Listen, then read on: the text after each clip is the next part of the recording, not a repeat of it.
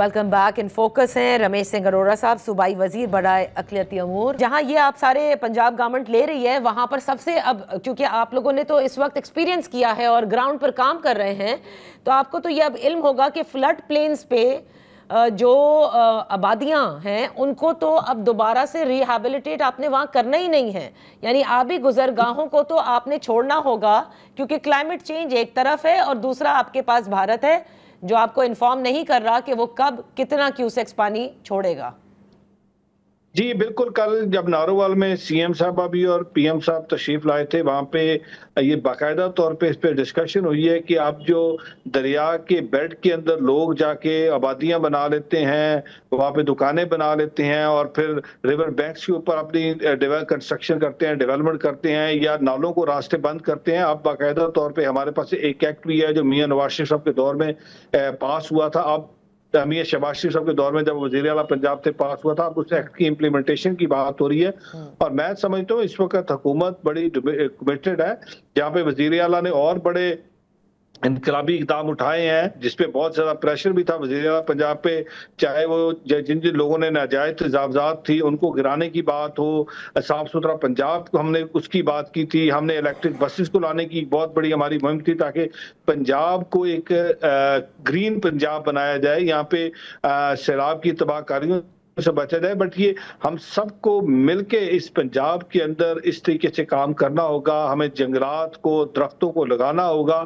आज मैं आपको अगर करतारपुर साहब की एग्जांपल दूं तो दरिया के उस पार बहुत बड़ा जंगल हुआ करता जो पानी को रोकने का काम करता था। आज वो सारा जब जंगल खत्म हो गया है तो पानी को रास्ता मेरा बुनेर आपके सामने है, वहां पे बिल्कुल जंगल नहीं है, दरख्त काट दिए गए हैं, पत्थर रोकने को कोई वो नहीं है, पत्थर ऊपर से एक लुढ़कता है और वो साथ अपने हजारों पत्थर लेके। बिल्कुल आपने दुरुस्त कहा। लेकिन रमेश साहब देखिए, जहां आप ये कह रहे हैं कि सही आप फरमा रहे हैं कि दरख्त लगाने हैं, शजरकारी करनी है, फॉरेस्ट वेलोसिटी को कम करता है दरिया के फ्लो की, लेकिन अब लाहौर आपके सामने है और वफाकी काबीना में शहबाज शरीफ साहब की अलीम खान साहब हैं जो वजीर भी हैं, और उनकी सोसाइटी जो कि लाहौर में रावी के बैंक पर है, जिसका हाल आपने गुज़िश्ता रात से देखा कि किस तरह से लोगों को वहाँ से इनखला कराना पड़ा।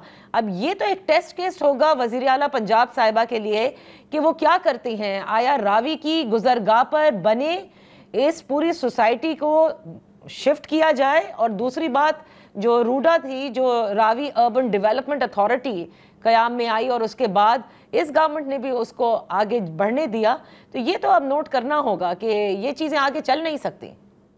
देखिए, मैं बार बार एक बात कर रहा हूँ कि हम ये नहीं कहते कि हमारे जो सारे के सारे इकदाम हैं वो दुरुस्त हैं। बहुत सारी चीजें आप जब लर्निंग लेते हैं, लर्निंग करते हैं, एक्सपीरियंस मिलता है और आपको पता लगता है, तो फिर आप जब पॉलिसी मेकिंग करते हैं तो मेरा नहीं ख्याल कि वज़ीर आला पंजाब ने कभी पिक एंड चूज किया है। जब ये नाजायज तजावजात की बात हुई तो क्या हमारे ऊपर पोलिटिकल प्रेशर नहीं था? क्या चीफ मिनिस्टर पंजाब के पास हमारे लोकल MP MNS नहीं आए होंगे?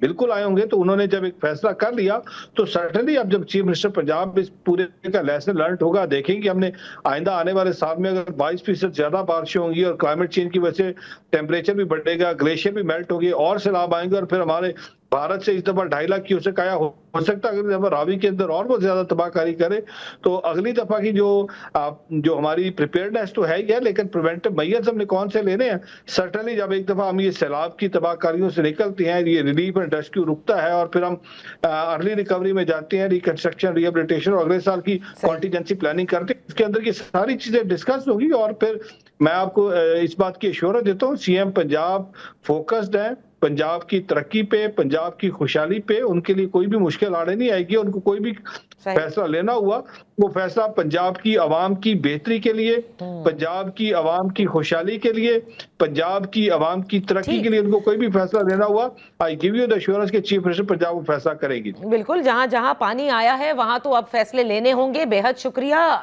प्रोग्राम में हिस्सा के लिए रमेश सिंह अरोड़ा साहब, सूबाई वजीर बराए अक़लियती उमूर हमारे साथ थे। यहाँ वक्त हुआ एक ब्रेक का। ब्रेक के बाद जब वापस हाजिर होंगे तो हमारे साथ इन फोकस होंगे शेख वकास अकरम, पाकिस्तान तहरीक इंसाफ के सेक्रेटरी तिलार।